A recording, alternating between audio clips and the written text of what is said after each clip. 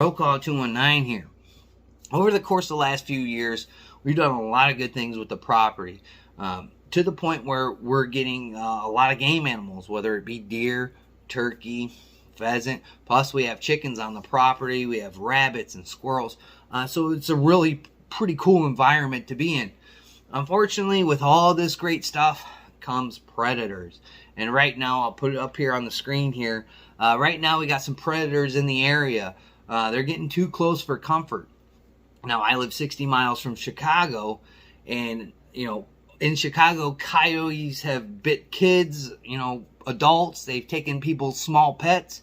They do what they have to do. They're detrimental to an environment. They want to kill everything, and when everything's done and gone, they'll move on to the next section and repeat the process. So we're going to try and corrupt this process that they're trying to form here, because I heard them last night on the porch. They got something. Glad it wasn't my other dog here, because here recently, if you guys didn't know, we lost El Chapo, so we have Bandit left, Bandito Burrito, and we let him outside to go to the bathroom at times. And I really do not want one of these predators coming up and snatching him up and taking him away.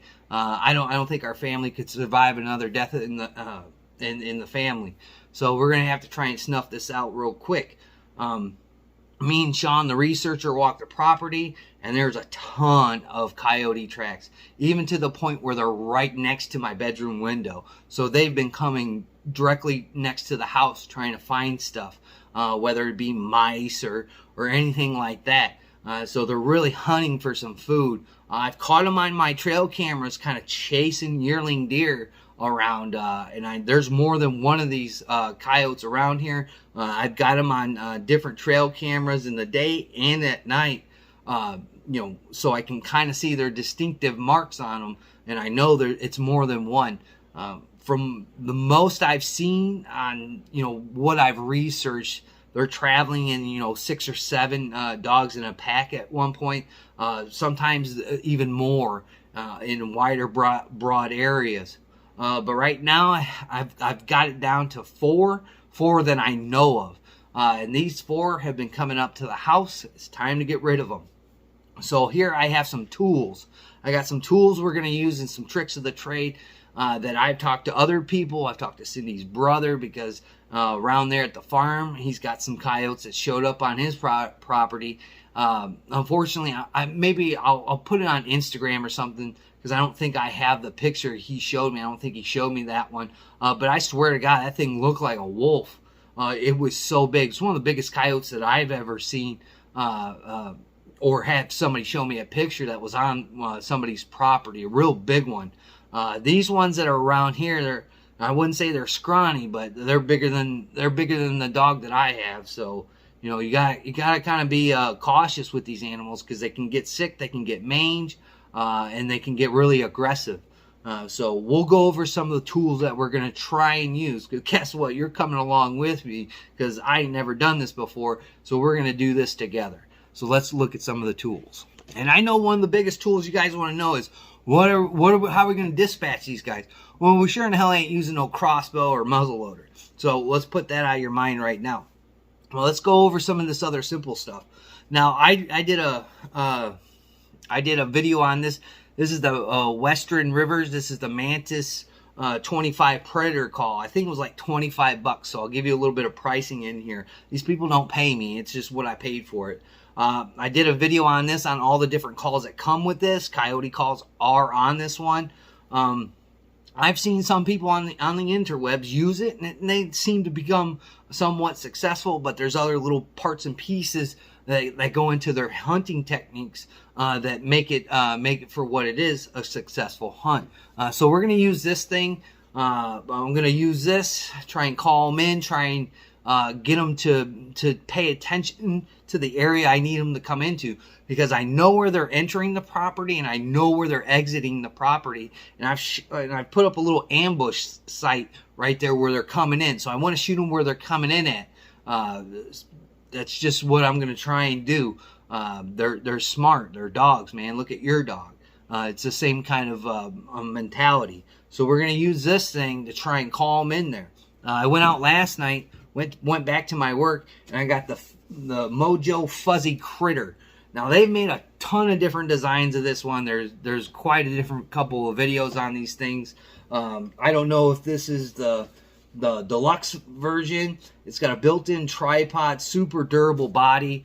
Basically, this is all like fake fur. It's like a polymer housing. It takes 4 AA batteries. I think the life on them, they said, is 20 hours. This thing comes detached. You can attach it to the top of the device here. It's got a little tripod set up here. It's got like bungee cord for legs, and then they just come up like that, and you store it. You store it like that, so it's easy to carry in and out of the field. I have a redhead like turkey vest. This thing would fit perfect in the back part of it, or and whatnot, or in your car too. So it's really easy to maintain and manage. On the side here, it's got this little button here. This will turn it on and off. So let's spin this guy and see what we get. There you go. So it goes into intervals, and it'll do the spinning exercise here, and try and get the attention of the dog. So it's pretty cool. Just make sure you have fresh batteries in there. See, I'm be hunting in the cold, so I'm gonna make sure I have fresh batteries. But it's pretty cool. So we're gonna try and use this thing. We're trying to get their attention and try and get them in close. I want to get them in close. I don't have like a huge opportunity to shoot them from 100, 150 yards away. I'm trying to shoot this thing at like 25, 30, if that, if I can get them even closer. So we're going to use this thing. It was about 44 bucks, so that's not too cheap for my budget anyways.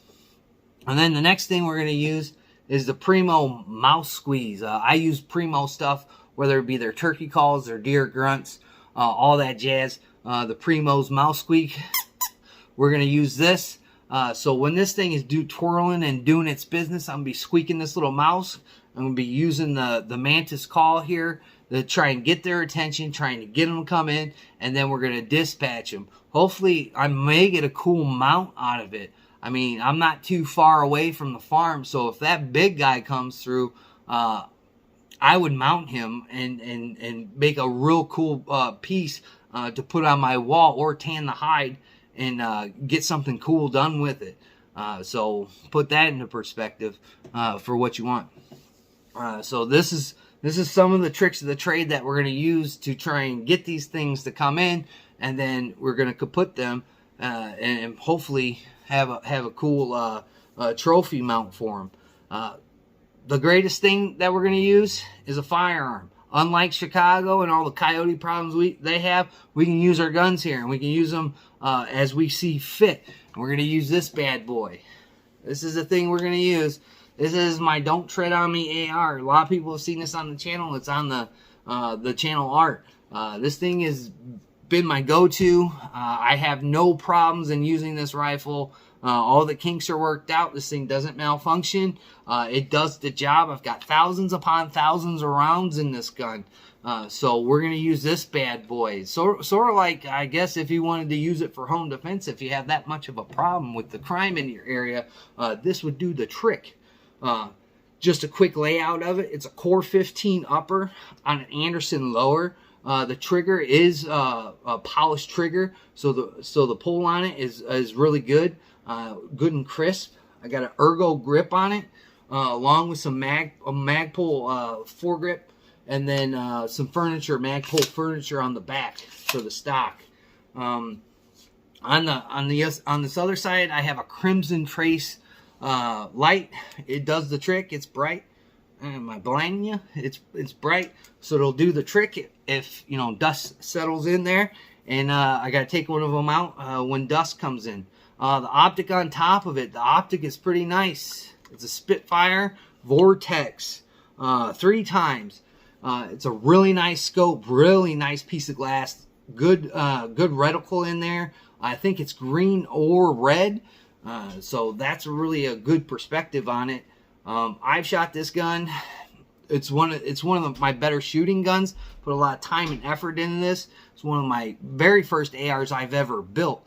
The ammunition we're going to shoot out of this bad boy is, of course, American Eagle. This is 50 grain jacketed hollow point. So these things are pretty nasty if you can see them in there. So we're going to use this. I couldn't find my 10 round mag, so we're just going to use a 30 round. And hopefully it does a trick, especially if there's more than one coyote. Hopefully I can get 2 to discourage these other guys to go away for a very long time.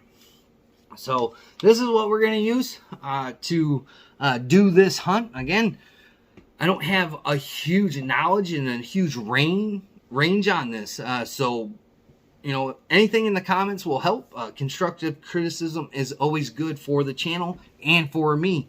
You're going to come along with this. Tomorrow is going to be our first time doing this, and hopefully we are successful in it. So again, if you have any kind of tips or tricks that you use, if you do this often, I don't coyote hunt often, but we're going to have to do this here shortly. So put them down in there.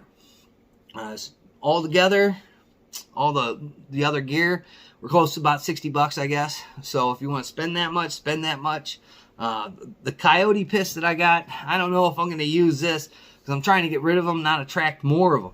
You know, and I don't want a turf war on my property. So I got something we might do with that. I might spray a little bit in a section of the property and put a camera on it and see if it, you know, generates some activity. I don't want to spray it all around. I don't need any more coyotes than I already got. So we're gonna use some of this stuff. We're gonna give it a shot. It's my first time doing it. So we're gonna be doing it, me and you.